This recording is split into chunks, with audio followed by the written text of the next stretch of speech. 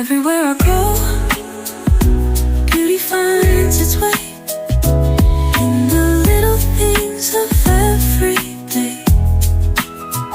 A fleeting smile, the endless blue.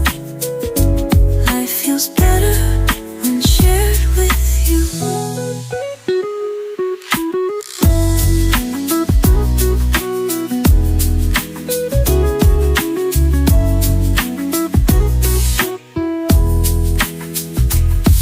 The laughter of friends, a familiar sound, the golden glow as the sun goes down, steps that echo on the quiet street, every heartbeat feels so sweet. Do you feel it now? Hello guys, good afternoon. Ang oras ngayon dito ay 1:00 ng hapon. Ngayon guys, ako ay pupunta sa Lyceum. Meron kasing nag-request na isang subscriber na puntahan ko daw ang school ng Lyceum. Kasi namimiss daw niya ang lugar na ito. So baka sakali sa pagbibideo ko ay maibsan ang kanyang pagkamiss sa lugar na ito. Alam nyo guys, ang Lyceum, dati itong Colegio de San Pedro. So, dyan nag-graduate ang aking pamangkin nung high school. Alam nyo guys, hindi namin alam bakit bigla itong nag-close. Ilang taon din, nagsara ang Colegio de San Pedro. So, makalipas ang ilang taon, nakita ko na lang na pagdaan ko ay nakapintura na ang mga gate ng kulay ng Lyceum. So, at present, ay Lyceum na siya. So, tara, tingnan natin kung ano ang itsura ng Lyceum ngayon. Pero guys, hindi na ako pumasok sa loob ha. Dinaanan ko lang ang Lyceum na dating Colegio de San Pedro. Ito pala guys, dadaan tayo dito Ano bang lugar ito? Maharlika ba ito?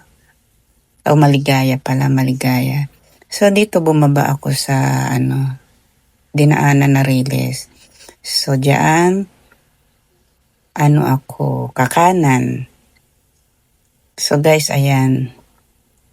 Papunta na tayo sa kolehiyo. Ayun, natatanaw nyo ba yung blue, white, red, and yellow? Dati yung Colegio de San Pedro. Ngayon ay Lyceum na siya. So, maganda naman ang school ng Lyceum. Mas maganda at mapalapit na kasi dati ang Lyceum, Maynila yan. Tapos meron din sa Muntinlupa. Ngayon, nandito naman sa loob mismo ng Pasita. So, ayan. Malaki, di ba guys? Kaya kung meron kayong anak na gustong mag-aral dyan, instead na pumunta ng Maynila o pumunta ng Muntinlupa o kung saang lugar, meron na dito sa Pasita. Sa loob mismo ng Pasita Complex. Yang Lyceum, katabi yan ng dahunan, covered court. Katabi lang yan ang dahunan, covered court na pinagbimitingan minsan ng mga politician, ng mga senior citizen, dyan nagmi-meeting sa dahunan. Katabi lang yan ng Lyceum. Diba? Tapos sa tapat niyan, marami na dyan mga bahayan. Paglagpas. Okay guys, so kung sino man ang nag-request nitong makita itong isa sa subscriber ko na nag-request, so ito na yung Colegio de San Pedro dati, ngayon ay Lyceum na. Yan ang mga bahayan dyan. Yan. Okay. Sige ha. At least na ipakita ko na sa'yo. Salamat. Kung meron kayong pang ibang mga request na gusto nyong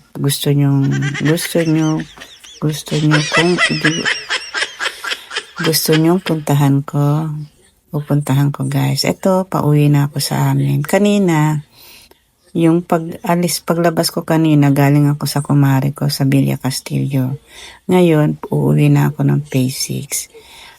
Sige guys, bye. See you next time.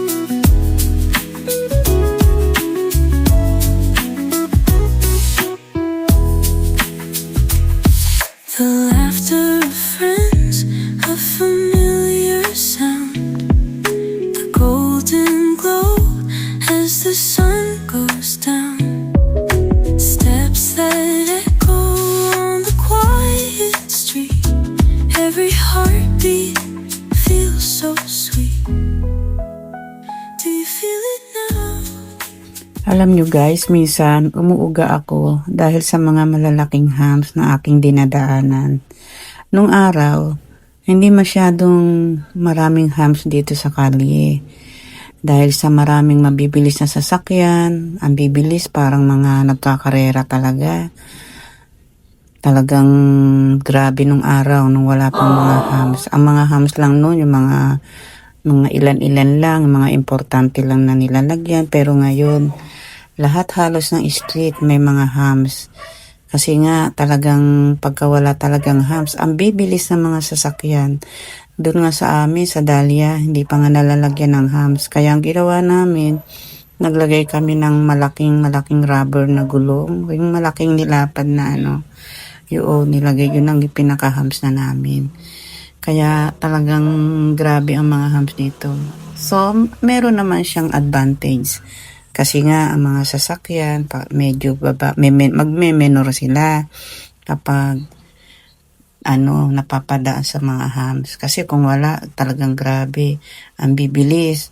Tapos dahil sa bilis sa mga ng mga sasakyan, kasi itong subdivision kasi ito, yung mga may gate lang, minsan may mga street na merong mga gate na isasara.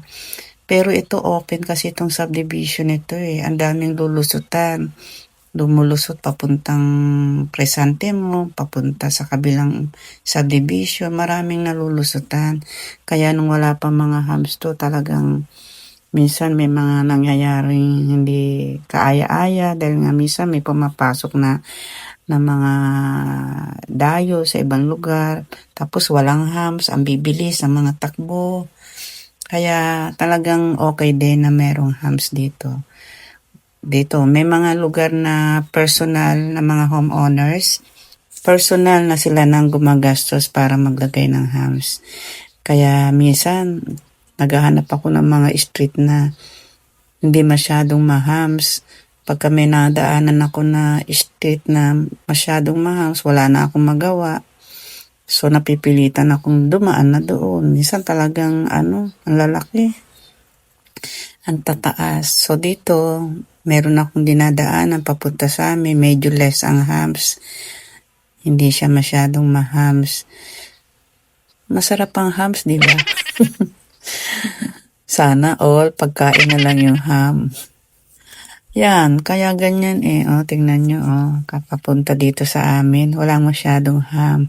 Kaya nga dito sa amin, sa lugar namin, yung iba, ayan, may gate yan sa kabila. Naglagay sila ng gate. Tapos, talagang ang bibilis. Pansin nyo, pauwi na ako sa amin. Walang hams. So, doon sa parting yun, makikita nyo, naglagay lang kami ng